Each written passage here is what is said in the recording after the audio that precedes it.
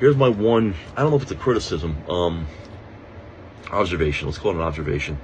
This music sounds like it's dying to explode, dying to rock out, and it never does. Everything is mellow. It's edgy and tense as anything, but it's mellow. It never busts out. I mean, here we go. That's heavy. Here's the thing off Romance. But it never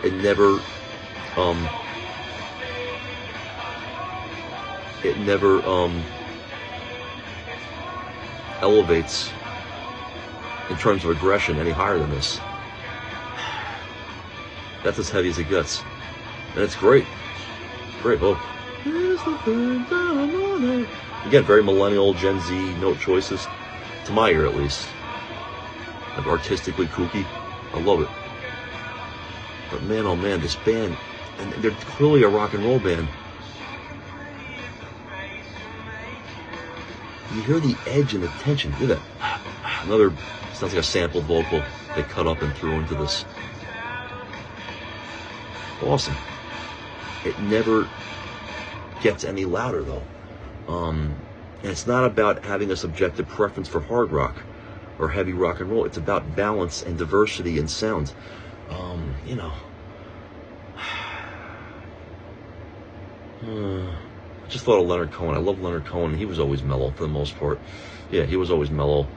But I don't know, it works for him. When you listen to Leonard Cohen or Nick Drake, you know you're going to get mellow music. I love that Elliott Smith started rocking out more later in his career.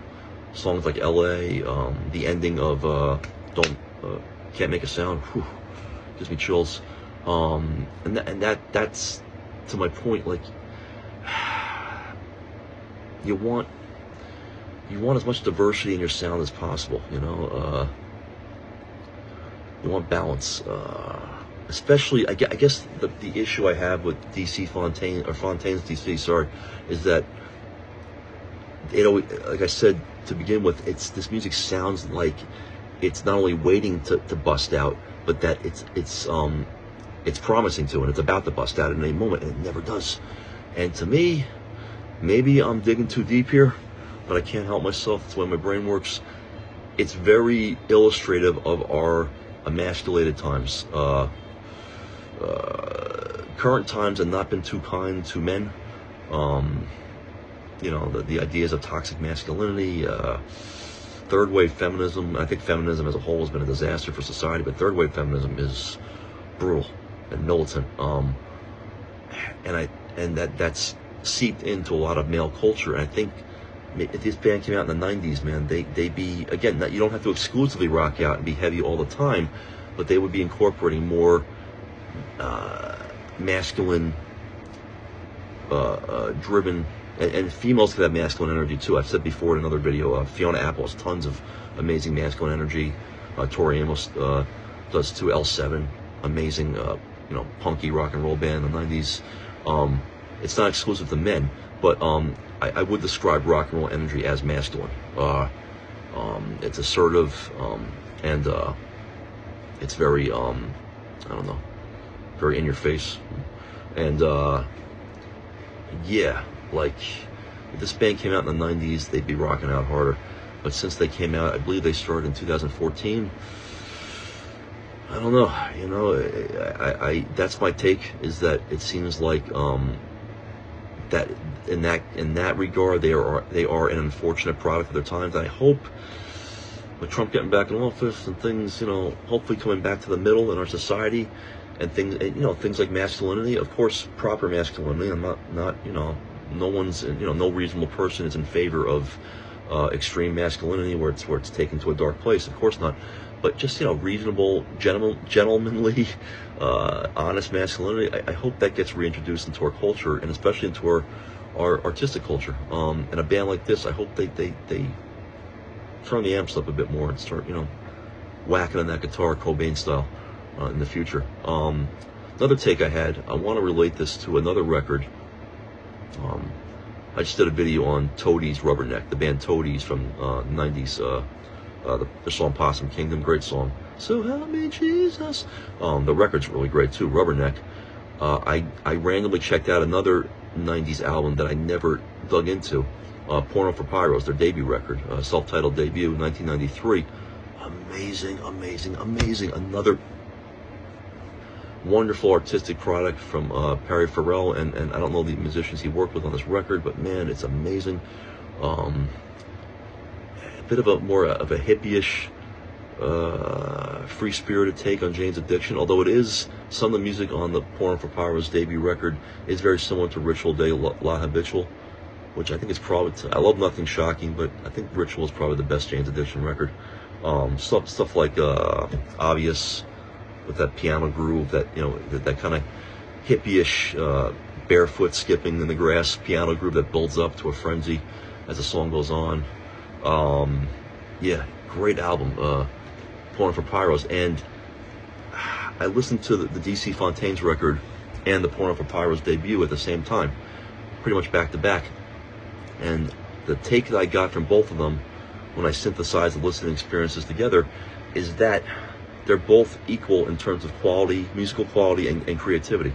Equally inspired, equally brilliant. But the Porno for Pyros record has tons of rock and roll, masculine, assertive energy that's balanced with Perry Farrell's free-spiritedness, a feminine energy, and you know, hippie-ish, you know, kind of like you know, soft soul, sensitive soul energy. That's really missing from Fontaine's DC. Man, oh man, like I hope when they move forward in the future, they could just you know, trigger the wavelength more, you know, just you know, just diversify the sound more, you know, and bust out at least occasionally, you know, because, you know, the Porno for Pyros record really, Curse Mail is a song that illustrates that really well. Again, very hippie-ish. I don't hear a bongo, but some songs do have a bongo. Have bongos. There, a flute. There you go. Hippie. Very mellow, very melodic, very happy. But this is music, right? Let's be creative. Listen to what they do. There's Perry Farrell's free-spirited, you know, hippie-ish, you know, free-spirited vocals. I couldn't come up with another adjective. Ready? They did that for 5 minutes, be boring. So, bring in the punk, bring in the rock and roll, right? And they don't double down on this either. They incorporate the melody, the effeminate, sensitive sounding melody back into the rock and roll. This is still hard edge. So good. The energy is so good. Energy is such an important element of music. It's so important. There we go. That's back to the original groove. Still hard edge, but alright. They will switch it up soon. It's coming. And then you have Pets, which is the next track. Brilliant song. And that's mellow all the way. That's great. There you go. On a dime. Back into this, you know, wide open, you know, more exploratory musical passage. You know, be creative. Be creative. Don't find a niche or a comfortable spot and just double down on it for an entire record. Man, oh man, come on. Be Queen. Be Rush. Be Pumpkins. You know, just bust it open. Just explore, rabbit hole as much as you can. Another takeaway from the I don't want to mispronounce the band name again. Fontaine's DC record. Guys, tell me if I'm crazy. I really need help in the comments here. Do I hear something? Let's put on another Fontaine song. In this this current music. Something in the recording quality and the studio execution.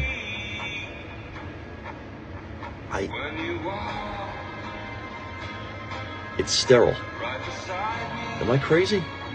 It sounds a little overproduced, a little overly quantized. It's not human enough. It needs to be a little more raw, right? It's brilliant, but I don't think I'm crazy. And as a result, again, it seems a little overly executed by use of computers. Maybe there's no outboard equipment being used in the recording process, just computers. I don't know. Well, you got to use an amp, right? I'm not an expert on recording music. Yeah, that's something missing too. There's not enough human, raw, unhinged, free. I want to hear freedom. Humans are we're very complex creatures, and unfortunately, we often cause problems. But if you rein that in enough, and you direct the flawed sides of us and the less than righteous sides of us, you could really make it into something brilliant. Especially in art. You're not gonna hurt anybody with art. Let it go.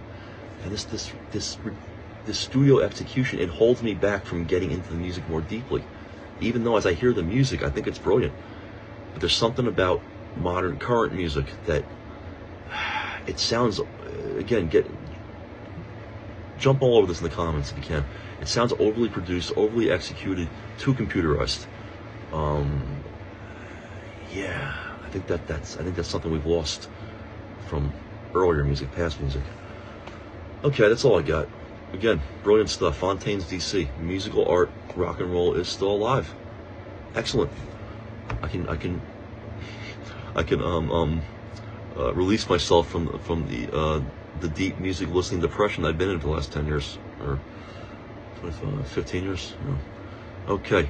Thanks for watching. And just debate, discuss, whatever you want to say it. I read all the comments. I comment back on most of them. I love continuing the conversations in the comment section. Yeah, and thanks for watching, and God bless. There's the stop button.